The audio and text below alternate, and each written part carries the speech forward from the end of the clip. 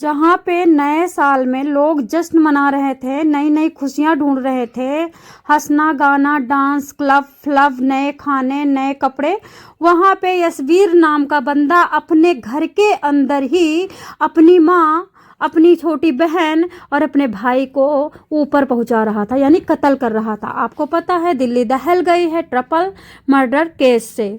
Police के सामने खुद आकर के इस कबूलनामे से हर किसी के पैरों के तले से ज़मीन खिसक जाती है। लेकिन सवाल यही है कि आखिर यशवीर ने क्यों अपने पूरे परिवार को ख़त्म कर डाला। दरअसल दोस्तों मैं बताना चाहूँगी, मैं सोनी क्राइम न्यूज स्टोरी से। दरअसल दिल्ली के लक्ष्मी नगर में रहने वाले यशवीर लंबे समय से आर्थिक तंगी से गुजर रहे थे। गरीबी क्या ना करवाए और बीमारी क्या ना खवाए और नींद कहाँ ना सुलाए। कहते नहीं, जब इंसान के पास मजबूरी होती तो इंसान शरीर बेचने पे तैयार हो जाता है, लेकिन माँ और बाप और माँ भाई को मारने को कोई नहीं तैयार होगा, ऐसा तो हैवान ही करता है। आर्थिक तंगी से गुजर रहा था। रोजाना घर में लड़ाई झगड़ा, कुटुर कुटुर, बर्तन फेंकना, भाड़े फेंकना। इससे तंग आकर के बीते रात रविवार को पत्नी घर छोड़कर चली जाती है। इससे वो काफ़ी आहत हो जाता। वो पहले करीब 5 बार अलग अलग वक्त पर आत्महत्या करने की कोशिश करता है। उसके बाद क्या होता है, इस बार उसने परिवार को ही खत्म करने का फैसला करता है। सोमवार दोपहर को ट्रिपल मर्डर के अंजाम को देता है। करीब 3 घंटे तक घर में रहने के बाद सीधे थाने पहुंचता है। पहले लाश को इधर से देखता है, उधर से देखता है, उसके पास सोने की कोशिश करता है और रोता है, सर पीटता है, लेकिन फिर उसको डिप्रेशन में होकर के सो भी नहीं पाता है और सुबह ही सबसे पहले थाने पहुंच जाता है। दोस्तों 5 बार खुद जान देने की कोशिश करने वाला इतना हैवान बन जाता है। कहते हैं पुलिस अफसरों के मुताबिक यशवीर की शादी 2022 में हुई। जैसे दरोगा ने वहां पे न्यूज चैनल वालों को बाइट दी है तो बताया 2020 में वो करीब 3 साल से मंगल बाजार स्थित गली नंबर 7 में परिवार के साथ रह रहा था। इस दौरान नशे और जुए की वजह से वो आर्थिक तंगी से गुजर रहा था। इस वजह से परिवार में झगड़े होने लगे थे। यशवीर डिप्रेशन में रहने लगा था। शादी के बाद उसने करीब 5 बार अपनी जान देने की कई अलग अलग तरीकों से कोशिश किया था। माँ ने कहा मरना है तो पहले हमें ख़त्म कर दो। देखो जब ये 5 बार मरने की कोशिश किया तो माँ को पता चला तो माँ ने क्या कहा, बेटा हम तुम्हारी मौत बर्दाश्त नहीं कर पाएंगे। आपसे मैं रिक्वेस्ट करती हूँ सबसे पहले आप मुझे ख़त्म करो, उसके बाद फिर आपको जो करना सो करो। पहले माँ ने कहा था कि अगर मरना चाहता है तो पूरे परिवार को ख़त्म कर दे। बाद में कहा था खाली मुझे ख़त्म कर दे। इसलिए सोमवार को दोपहर को माँ बहन और भाई को नशीली चीज़ खिला करके बेहोश किया, फिर गला दबा दबा करके सबकी हत्या कर दी। बताया जाता है 1.5 करोड़ की टर्म इंश्योरेंस पॉलिसी। पूछताछ में आरोपी यशवीर ने पुलिस को यह भी बताया कि उसने 1.5 करोड़ रुपए की टर्म लाइफ इंश्योरेंस पॉलिसी ले रखी थी, जिसकी किस्त भी नहीं भर पा रहा था। पॉलिसी लैप्स होने का खतरा भी मंडराने लगा था। इस वजह से भी वो काफी टेंशन में हो चुका था।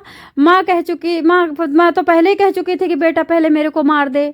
सोमवार सुबह धतूरे को बीज लेकर आया, जिन्हें लड्डू में मिला करके माँ बहन को खिलाया, नाबालिग भाई को भी खिला दिया। तीनों बेहोश हो जाते हैं। धतूरे से दोस्तों बेहोश कोई नहीं होता है, मैं आपको बता देती हूँ। मैं आपको प्रैक्टिकल बातें बताती हूँ। मेरे गांव में शंकर भगवान भोले बाबा की पूजा करते हुए लड़ाई झगड़ा हो जाती है और वो महिला जाकर के भोले बाबा के मंदिर में जितना धतूरा पड़ा था वो सारे धतूरे उठा करके खा लेती है। कूट कूट करके मंदिर में ही पानी रखा था खा लेती है। उसके बाद वो हल्का सा बेहोश हो जाती है बस। लेकिन अगर ये भी हल्का सा बेहोश हो गए होंगे तो इसने गला भी दबाया है, चलो वहाँ भी सही बात है। बेहोश हो जाते हैं, खिला दिया था, तीनों बेहोश होते हैं। ये जो पुलिस को जाके बताता है। उसके बाद बारी बारी हमने सबका गला दबा दिया है। पेशे से ड्राइवर था, 6 महीने से खाली बैठा था। माँ बड़ी पूजा पाठ करती थी, छोटी बहन के लैब में काम करती थी, भाई 7वीं क्लास में पढ़ता था। 6 महीने पहले पिता छोड़ करके मर के यानी चले गए थे, भगवान को प्यारे हो गए थे। पुलिस की जांच में खुलासा होता है कि यशवीर की हरकतों से तंग आकर के पिता करीब 6 महीने पहले ही घर छोड़ करके चले गए थे, मरे नहीं थे। फिलहाल उनका कोई अता पता नहीं है, या तो वो कहीं अपने को ख़त्म कर चुके हैं या फिर किडनैप हो चुके हैं, या तो फिर वे कहीं ऐसी जगह छुपे हैं जहाँ पे धार्मिक प्रवृत्ति की बीबी की भी याद नहीं कर रहे हैं। कितना जालिम है पिता है, सेम इसी तरह से इसका बेटा भी था। बताओ धार्मिक प्रवृत्ति की बीबी है, वो किसके सहारे लगेगी, किसको प्यार करेगी, किससे दुख बोलेगी, किससे सुख बोलेगी, किससे दवाई मांगेगी, किसके साथ बैठ के थोड़ा सा दुख के बात करेगी, बताइए। ऐसा तो इसका पिता था कि घर छोड़ के चला जाता है, कांटेक्ट नहीं करता है, और बूढ़ा इतना था कि दूसरी शादी भी नहीं कर सकता है पिता। पुलिस आरोपी के पिता और को घर छोड़कर गई पत्नी का पता लगा रहे। अच्छा, पत्नी भी घर छोड़ करके चली गई है और पिता भी छोड़ के चला गया है। अब सोच सकते हैं कि इसमें क्या माजरा है। इनके बारे में आरोपी यशवीर से भी पूछताछ की जा रही है ताकि दोनों को बयान लेकर पूरे मामले की असलियत सामने ला सके। आरोपी पर कर्ज होने की बात सामने आई है, जो कि पड़ोसियों ने भी बताया है कि ये डिप्रेशन में रहते थे, ये बहुत परेशान रहते थे और इस वजह से इनका दिमाग काम नहीं करता था।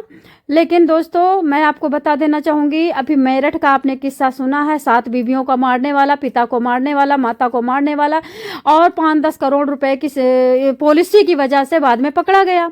ये सेम वही था। इसकी बीबी जो गई है उसका प्लान था छोड़ के जाने का, और हो सकता है कि बीबी कैरेक्टरलेस हो, आई डोंट नो, मतलब हम कुछ नहीं कह सकते। झूठा किसी के ऊपर इल्ज़ाम लगाना महापाप है, तो मैं इसको श्योर नहीं हूँ।